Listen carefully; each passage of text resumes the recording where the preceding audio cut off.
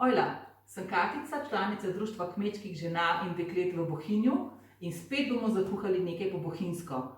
Tokrat bomo v sodelovanju s Triglavskim narodnim parkom ob dnevu biosfernega območja Julijske Alpe naredili kulinarični sprehod po biosfernem območju Krasa in porečju Reke.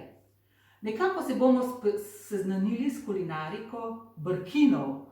Spoznali bomo brkinske štrukle in jih tudi naredili in pa skuhali eno zelo dobro enolončnico krompir v zevnici.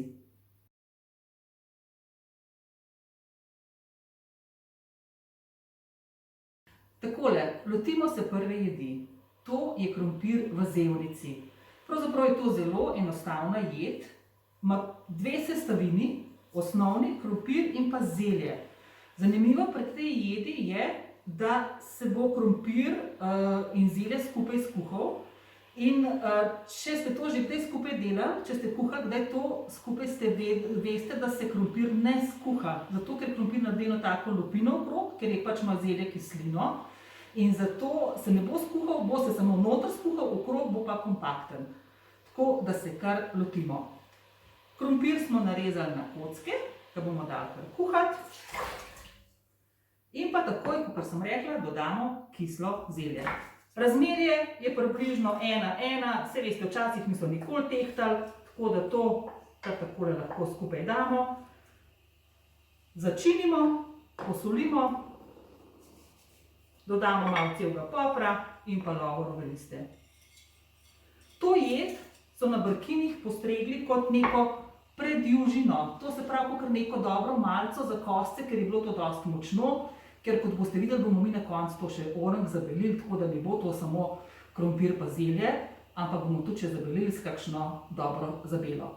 Krompir v zevnici se nam kuha, lepo nam vre.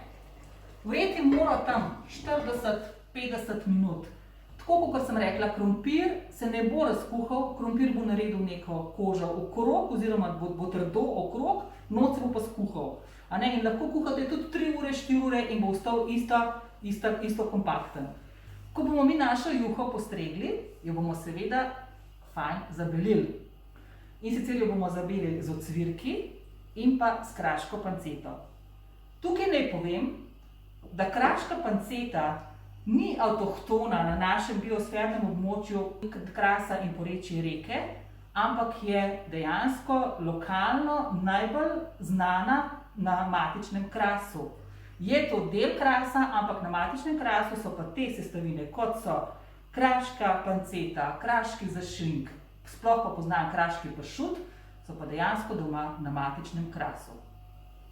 Krompir v zevnici smo skuhali, zdaj pa pripravimo še do konca zabelo.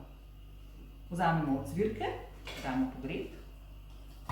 Zabelo, kot sem rekla, kar bogato naredimo, zato da bo močno, tudi kosci takrat, ko so to jedli, so rabili moč, da so kosili na roke. Pogrejemo ocvirke in pa dodamo narezano panceto. Vse to skupaj prepražimo in ko je dobro prepraženo, bomo zabelili našo juho. Brkinska juha krompir v zevnici je kuhana. Poglejte, krompir se je zdaj skuhal v temule zelju. In kako to postrežemo? Najboljše v kakšni taki večji posodi. Enolončnice se kar postrežejo tam 4 deci do 5 deci do pol litra, zato da je orang, postrežemo, damo v posodo in na bogato zabelimo z našo zabelo, ocvirki in pa kraška panceta. Narežemo lahko tudi kakšne klobase, kakšno drugo suho meso, tako da to je naša dobra jed.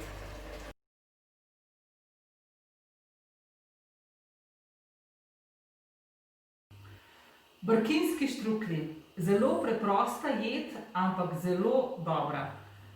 Včasih so jih pripravili vedno, kadar je imel gospodar god, rojstnih dnev takrat niso tako poznali, bolj so bili važni godovni dnevi in pa obvezni so bili na mizi ob koncu žetve, ob pobiranju pridelka in za kakšne shode.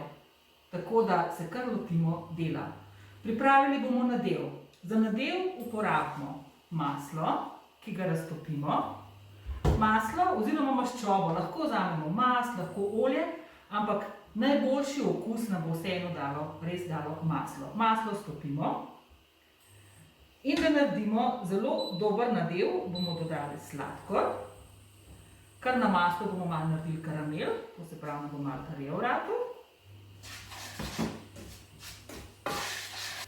Maslo smo raztopili, dodali sladkor, počasi nam nastaja karamel. Veste, kako diši tukaj? Res diši tole maslo. In zdaj v to maslo stresemo narezane kruhove kocke. Na drobno smo jih narezali, uporabite star kruh, ne sicer preveč trd, ampak star kruh, narežite na drobne kocke in tole bomo vse skupaj razmešali med to mešanico sladkorja in maščobe. Tako lepo pocvremo, maslo se lepo porazdeli med kruhove kocke, prav tako sladkor in to bo naš nadev za barkinske štruklje. Lahko tole nadev lahko obogatimo, dodamo kakšne rozine, suho sadje, lahko dodamo tudi kakšne suhe slive ali pa karkoli podobnega. Tako da to zadevo še bolj obogatimo, pa mogoče naredimo kaj bolj praznično. Za štruklje smo naredili kvašeno testo, dobro kvašeno testo, kot jajce je noter, malo mleka, kvas, sladkor, sol. In zdaj bomo to testo razvaljali po celi površini. Valjamo zmeraj z ne preveč moke. Zdaj, če se nam zelo prijemlja testo, pa dajmo malo moke, drugače pa čim manj. Ker več ko moke dodajamo testu, bolj je testo trdo. To tudi pri poticah, pri vseh teh kvašenih testih to velja. Testo imamo razvaljeno, lepo v lepo obliko. Zdaj pa za nadev. Kruh smo pripravili prej s sladkorjem in veliko masla. Razbijemo 2 jajci, ki jih bomo raztepli, zato da bomo dobili lep namaz, tudi zato, da se nam bo kruh prijel, oziroma to je nekako uporabljamo kot lepilo, da se nam bo kruh prijel na nadev, oziroma na testo.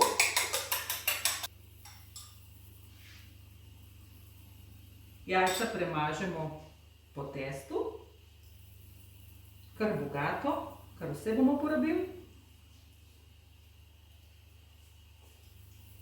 In zdaj bomo tukaj nadev. Nadev potresemo, bogato potresemo po testu. Razporedimo. Ne čist tukaj malo na koncu pustimo malo prostora, zato ker nam bo nadev spodrival in bo čist v redu vse tukaj nadevano, zato pa pustimo si malo prostora. Nekako eno slabo tretjino si pustimo prostora, da ne nadevamo. Nadevamo od začetka, tukaj pa nadevamo do konca, do robov vse. In zdaj to vse skupaj dobro zavijemo. Zavijemo trdno. Spodvihamo, zmeraj spodvijemo testo, tako kot bi hotel nekako obrniti, oziroma obrnemo testo. Ne samo rolamo, ampak spodvijemo testo. S tem damo ven zrak in nam nadev ne bo odstopil od testa. Nadev bomo enakomerno razporejen. Naši štruklji so kar tako precej debeli, precej obilni, dobro obloženi, bi rekli in tako. Zdaj bomo pa te štruklje pripravili na 2 načina. In sicer del jih bomo kuhali v sopari, del jih bomo pa spekli v pečici. Štruklje imamo pripravljene. Zdaj pa tako, polovico jih bomo dali v ta pekač in jih bomo spekli. Drugo polovico bomo pa še na pol prerezali in bomo dali v soparnik. Lahko bi kuhali tudi v vodi, ampak v sopari kuhani niso tako mokri in se veliko lažje režejo in so tudi veliko lepši. Bomo kar takole lepo na pol. Te za v soparo ne vzhajamo, tudi če je vzhajano testo, te ne vzhajamo prej nič, ampak jih damo kar direkt na soparo kuhati. Tega, ki ga bomo pa spekli, Bomo pa pustili, da malo vzhaja.